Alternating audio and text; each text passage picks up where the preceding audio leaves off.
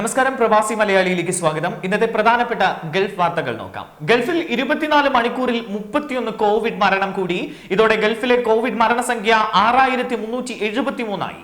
Saudi അറേബ്യയിൽ 27 മരണം. ബഹ്റൈനിൽ 2, UAE, Kuwait എന്നിവിടങ്ങളിൽ ഓരോ മരണവും റിപ്പോർട്ട് ചെയ്തു. ഖത്തറിൽ പുതുതായി മരണം സ്ഥിരീകരിച്ചിട്ടില്ല. 3254 ഗൾഫിലെ ആകെ പുതിയ കേസുകൾ. ഇതോടെ ഗൾഫിൽ രോഗികളുടെ എണ്ണം 70,70,000 കവിഞ്ഞു. ഗൾഫിൽ മൊത്തം രോഗം ഭേദപ്പെട്ടവരുടെ എണ്ണം 7,10,000 ആയി. ഇതോടെ ഗൾഫിൽ രോഗികളുടെ എണ്ണം 7,70,000 കവിഞ്ഞു. ഗൾഫിൽ മൊത്തം രോഗം ഭേദപ്പെട്ടവരുടെ എണ്ണം 7,10,000 ആയി. ഇന്ത്യയും ബഹ്റൈനും തമ്മിൽ എയർ ബബിൾസ് കരാർ നിലവിൽ വന്നതോടെ ഇന്ത്യയിൽ നിന്നുള്ള എയർ ഇന്ത്യ എക്സ്പ്രസ് സർവീസുകൾ പ്രഖ്യാപിച്ചു.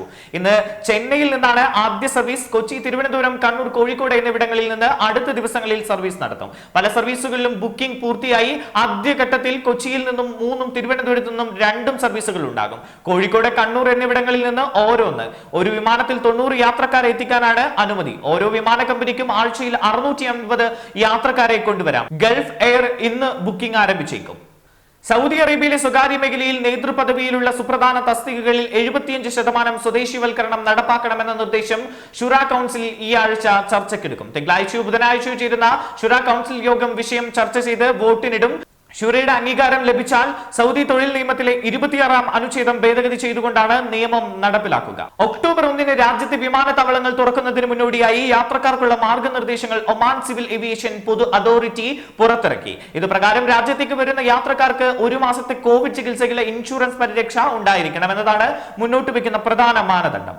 കാലാവധി തീർന്ന സന്ദർശക വിസക്കാരിൽ നല്ലൊരു പങ്കും UAE വിട്ടതായി അധികൃതർ. ഇവർ UAEയിൽ തങ്ങുന്നതിന് സർക്കാർ നീട്ടി നൽകിയ സൗജന്യ കാലാവധി വെള്ളിയാഴ്ചയാണ് അവസാനിച്ചത്. മാർച്ച് 1 ശേഷം വിസ കാലാവധി കഴിഞ്ഞ് രാജ്യത്ത് തങ്ങുന്നവർ ഇനി മുതൽ ഫൈൻ അടയ്ക്കേണ്ടി വരും. ആദ്യ ദിവസം 200 ദിർഹവും പിന്നീടുള്ള ഓരോ ദിവസവും 100 ദിർഹവും വീതമായിരിക്കും ഫൈൻ. എന്നാൽ മുൻകാലങ്ങളിലെ ഫൈൻ കൂടി ഈടാക്കുമോ എന്ന കാര്യത്തിൽ വ്യക്തതയില്ല. കുവൈറ്റിൽ വൻ തീപിടുത്തം. സഹബ ഹെൽത്ത് സോണിൽ ശനിയാഴ്ച വൈകിട്ട് 3:15 തീപിടുത്തമുണ്ടായത്. 300ഓളം അഗ്നിശമന സേനാംഗങ്ങൾ ഏറെ നേരം നടത്തിയ പരിശ്രമങ്ങൾക്കൊടുവിലാണ് തീ നിയന്ത്രണ വിധേയമാക്കിയത്. രക്ഷാപ്രവർത്തനത്തിനിടെ 55 ഉദ്യോഗസ്ഥർക്ക് പുക ശ്വസിച്ചതിനാൽ നേരിയ അസ്വസ്ഥതകൾ ഉണ്ടായി. അന്വേഷണത്തിൽ നിർമ്മാണത്തിലിരിക്കുന്ന കെട്ടിടത്തിന്റെ ചില നിലകളിൽ അഗ്നിസുരക്ഷാ മാനദണ്ഡങ്ങൾ പാലിക്കാതെ വെയർഹൌസായി ഉപയോഗിച്ചിരുന്നു എന്ന് കണ്ടെത്തുന്നു. സൗദിയിൽ കഴിഞ്ഞ മാസം 71 പുതിയ വ്യവസായ പദ്ധതികൾക്ക് ലൈസൻസുകൾ അനുവദിച്ചു. 1.6 ബില്യൺ റിയാലാണ് ഇതിലൂടെ നിക്ഷേപം പ്രതീക്ഷിക്കുന്നത്. ഇത് വഴി 3000ഓളം തൊഴിലവസരങ്ങൾ സൃഷ്ടിക്കാനാകുമെന്ന് വ്യവസായ മന്ത്രാലയം പറഞ്ഞു.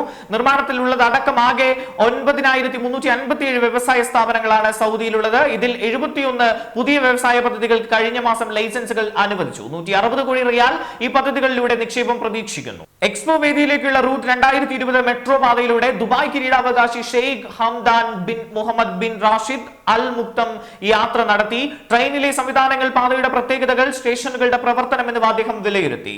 ജബൽ അലി സ്റ്റേഷനിൽ RTA ചെയർമാൻ മത്തർ അൽ തായറിന്റെ നേതൃത്വത്തിലുള്ള ഉന്നത സംഘം ഷെയ്ഖ് ഹംദാനെ സ്വീകരിച്ചു. ഒമാനിലെ എല്ലാ സ്കൂളുകളും നവംബർ 1 പ്രവർത്തിച്ചു തുടങ്ങും. സ്കൂളുകളുടെ പ്രവർത്തനം പുനരാരംഭിക്കുന്നതിന് കർശന ആരോഗ്യ പ്രോട്ടോകോളിന് ഒമാൻ വിദ്യാഭ്യാസ മന്ത്രാലയം രൂപം നൽകി.